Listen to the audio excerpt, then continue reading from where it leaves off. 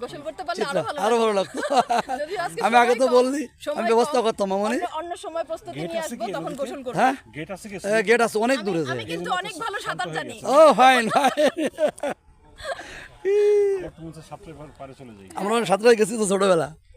আমার এরকম একটা নদী আছে না, কিন্তু এখন টায়ার্ড হয়ে যাব, এটা একটা কারণ। হ্যাঁ হ্যাঁ হ্যাঁ না তার সাথে পাচ্ছি না। হ্যাঁ কেমন এটা গভীর কেমন? গভীর আছে বাবা মোটামুটি। তাই না? এখানে কামড় টামড় অন্য কোনো কিছু নাই বাবা। আচ্ছা। টেনশন নেই। তো হ্যাঁ কোভিড থাকবে মানে সবসময় চলাচল আছে। চিত্রা নদীর পাড়ে বাধাঘাটে দাঁড়িয়ে আছে আমার মামনি ও জামাই বাবা। ওরা অনেক পথ জার্নি করে আসছেন। আবার অনেক পথ যাব। যাবে অনেক পথ না, সাতক্ষীরা কোন কাছে আমার। সাতক্ষীরা কাছেই না? হ্যাঁ 2.5 ঘন্টা। ওকে বাবা। না, আমরা তো ওষুধ থেমে বাবা কিছু বলেন, আপনি কিছু বলেন বাবা। না কেমন লাগছে আপনার?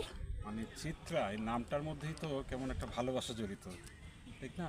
হ্যাঁ চিত্রা বললে এই সমস্ত সুন্দরের কথা মনে পড়ে। আচ্ছা আর একটা জিনিস জানা আছে কিনা, এই চিত্রার পাড়েই কিন্তু এই পদ্মে যাতেন আছেন সুচিত্রা সেনের মামা, এই নদীতে যাইতেন। তো যখন সুচিত্রা সেন হয় তখন এই চিত্রাকে ভালোবাসে ওর মামা নাম রাখিছিল সুচিত্রা সেন। ও এই তথ্য চিত্র জানতাম থেকে না। হ্যাঁ হ্যাঁ চিত্রা। এবং কালিয়া জমিদার বাড়ি ওদের আত্মীয়, ওর মামা বাড়ি কালিয়া জমিদার বাড়ি ছিল, সেনেরা ওখানে যেত এখান দিয়ে। বললাম না চিত্রার সঙ্গে একটা হ্যাঁ। সুন্দর সম্পর্ক আছে। হুম সেটা সুচিত্রা বলি, হ্যাঁ হ্যাঁ এস এম সুলতান বলি, বা হরিণ বলি। হ্যাঁ হ্যাঁ কিংবা এখন মামনি আপনারা সাতক্ষীরা যাচ্ছেন না? হ্যাঁ। সাতক্ষীরা এই জমিদারদের আন্ডারে ছিল। খুলনার জঙ্গল পর্যন্ত, এপাশে কুষ্টিয়া, মেহেরপুর, সাতক্ষীরা। কত সালে এটা? এইটা কারণ ওখানে তো- 47-এর আগে। ওখানে তো আবার রাজা প্রথা, হ্যাঁ আরো হ্যাঁ আগে। রাজা ইনাদের আন্ডারে ছিল।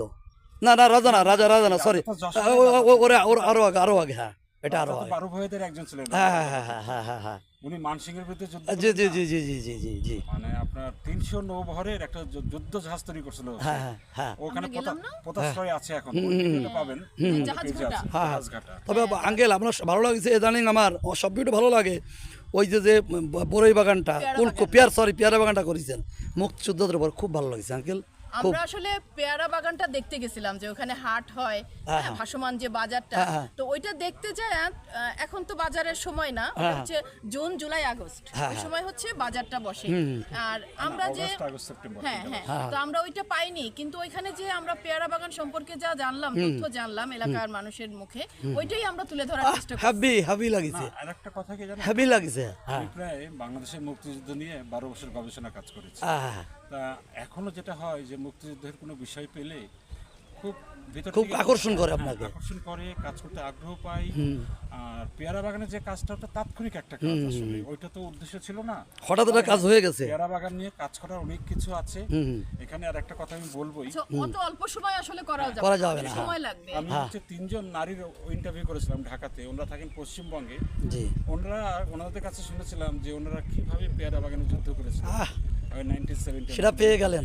হ্যাঁ তারা তখন, আমার তখনই একটা ইচ্ছে ছিল পেয়ারা বাগানে কখনো চান্স পেলে যাব।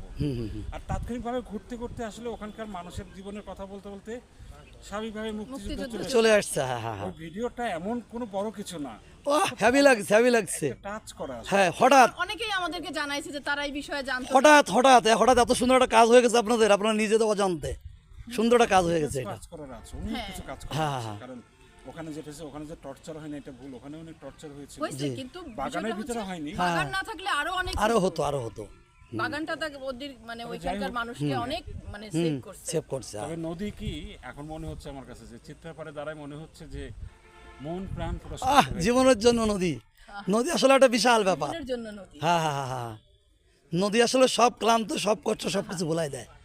বাংলাদেশ যদি চিন্তা করে কেউ যে নদী ছাড়া বাংলাদেশ, এটা কল্পনা করা যায় না। এটা হচ্ছে বড় কথা। ঠিক এবং আরেকটা জিনিস, যে এই যে নদী, হ্যাঁ, আমাদের দেশের যারা মানে কবি, যত কবি আছেন, দেখবেন যে যেই নদীর পরে বড় হয়েছে, মানে তার হ্যাঁ ঠিক সে নদী চলে আসছে, সেই নদী পাওয়া যায়। বারবার হ্যাঁ, আসছে। আমরা বরিশালে গেলাম, ওইখানে ধানসিঁড়ি, হ্যাঁ কাত্তিনকুলা। হ্যাঁ ধানসিঁড়ি নদী, মানে ওই নদীর পাড়েই হচ্ছে কবি জীবনানন্দ দাশের মামা বাড়ি। হ্যাঁ মানে তখন হয়তো ওই সময় হয়তো কবি যখন ছোট ছিলেন, তখন ওই নদী হয়তো অনেক অথবা হ্যাঁ, তোমার ঠিক, কথাটা- খরস্রোত ছিল। তোমার এই কথাটা এভাবে বলতে পারি, আসলে বাংলাদেশের সব মানে কবি কিংবা সাহিত্যিক তৈরি করছে নদী। হ্যাঁ ঠিক একমত। হ্যাঁ। ঠিক এবং আমরা যখন মধুমতি নদী দিয়ে আসতেছিলাম, তখন ওই গানটা মনে পড়ে গেল, যে মধুমতি নিয়ে কি যেন একটা গান শুনছিলাম, হ্যাঁ। যে ছোট্ট একটা গ্রাম, হ্যাঁ। মধুমতি তার নাম, সেই গ্রামের একটি মেয়ে হাসতো খেলতো বেড়াতো।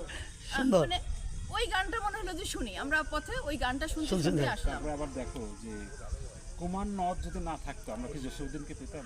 না, ঠিক না? মাইকেলকেও ভালো করে পাওয়া হতো যদি কপোতক্ষ না থাকতো।